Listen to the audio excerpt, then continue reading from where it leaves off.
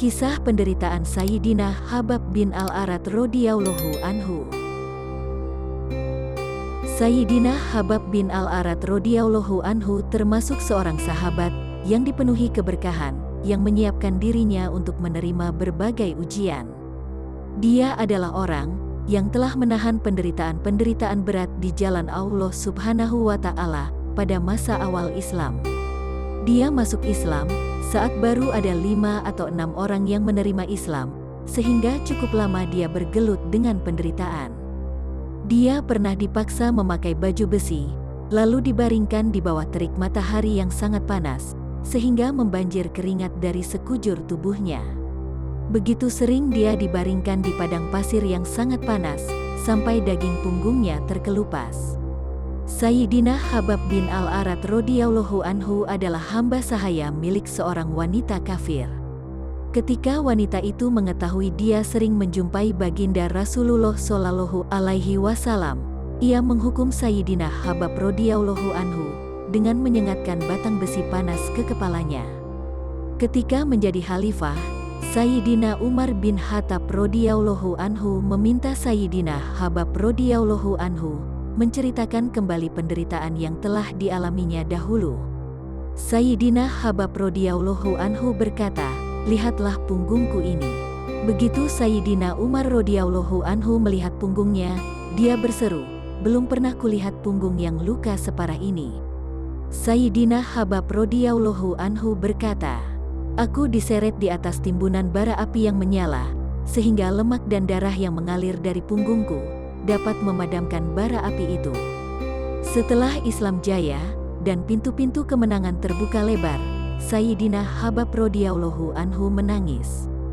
"Saya khawatir penderitaan-penderitaan kita untuk agama telah dibalas di dunia, sehingga tidak ada balasan lagi di akhirat." Sayyidina Khabbab radhiyallahu anhu bercerita, suatu ketika baginda Nabi Shallallahu Alaihi Wasallam salat begitu panjang, tidak seperti biasanya. Lalu, ada seorang sahabat yang bertanya tentang salatnya itu. Baginda Nabi Shallallahu Alaihi Wasallam menjawab, "Ini adalah salat yang penuh harap dan takut. Aku mengajukan 3 permintaan kepada Allah Subhanahu wa Ta'ala. 2 telah dikabulkan dan yang 1 ditolak. Pertama, aku memohon agar umatku tidak dimusnahkan dengan kelaparan. Allah Subhanahu wa Ta'ala mengabulkan doa ini.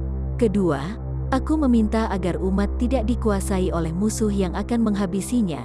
Allah Subhanahu wa Ta'ala pun mengabulkan doa ini. Yang ketiga, aku meminta agar tidak ada pertikaian di antara umatku, tetapi Allah Subhanahu wa Ta'ala tidak mengabulkan doa ini." Sayyidina Khabbab radhiyallahu anhu wafat pada tahun ke-37 Hijriah.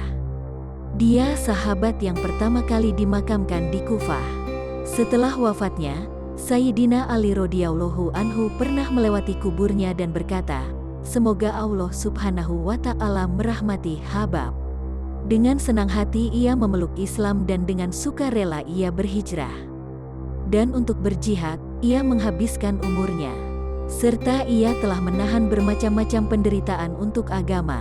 Penuh berkahlah orang yang selalu mengingat hari kiamat dan bersiap-siap untuk menghadapi hari hisab. Ia merasa cukup dengan harta seadanya, dan ia membuat ridho Tuhannya. Dari kitab Usudul Gabah. Faidah: mencari ridha Allah Subhanahu wa Ta'ala semata adalah tujuan dari kehidupan para sahabat. Setiap pekerjaan semata-mata untuk mendapat ridhanya.